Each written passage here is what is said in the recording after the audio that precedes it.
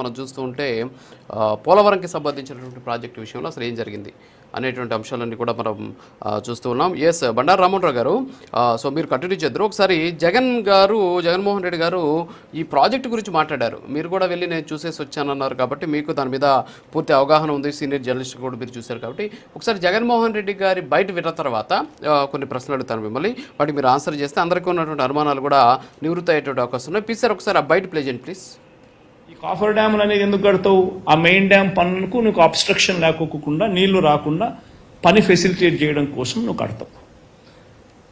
ఈ రెండు main copper డ్యాములు అనేది నువ్వు ఎప్పుడు కట్టాలి? స్పిల్వే పనులు పూర్తి చేసిన తర్వాత కట్టాలి.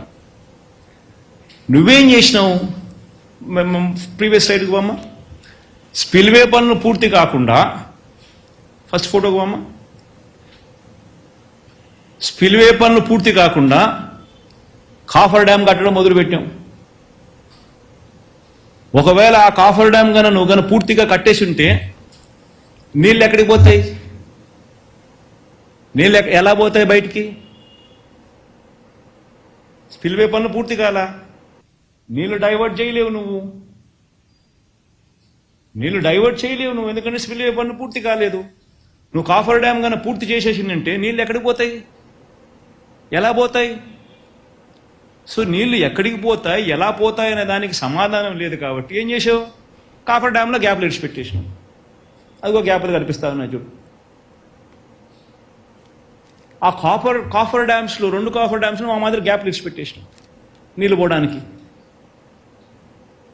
మరి నీళ్లు ఎలా పోతాయి? Okay sir.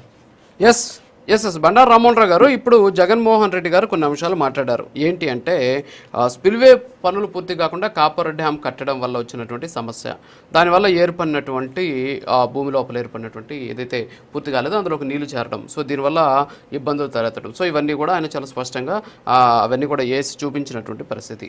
సో ఇది ఎంతవరకు కరెక్టు? జగన్మోహన్ రెడ్డి గారు మాట్లాడింది వాస్తవమా? అసలు ఆ విధంగా ఎందుకు చేయాల్సి వచ్చింది చంద్రబాబు నాయుడు? మరొకటి వచ్చేసి ఇదంతా కూడా పోలవరం అథారిటీ అంటే కేంద్ర ప్రభుత్వం అధీనంలో నడిచేటటువంటి సంస్థ. సో ఇంజనీర్లు కావచ్చు, తర్వాత అక్కడ జరుగుతున్నటువంటి టెక్నికల్ అంశాలన్నీ కూడా కేంద్ర ప్రభుత్వ కనుసన్నలో జరుగుతూ ఉంటాయి. మరి దీంట్లో ఎందుకని ఇంతమంది మేధావులు ఉన్నా సరే జగన్మోహన్ రెడ్డి గారు చెప్పినట్టు ఎందుకని ఆ వైలేషన్స్ జరిగాయి? అది నిజమైన ఏంటి అసలు? దాని గురించి ఒక 2 minutes మాట్లాడు సార్ ప్లీజ్. ఈ వీడియో ఇప్పటికి 4 సార్లు చూశాను నేను. ఇవాళ కూడా పొద్దున్నే మనకు చర్చకు వచ్చే చూశాను. అసలు ఇంజనీర్లా వీళ్ళు ముఖ్యమంత్రులా? నేను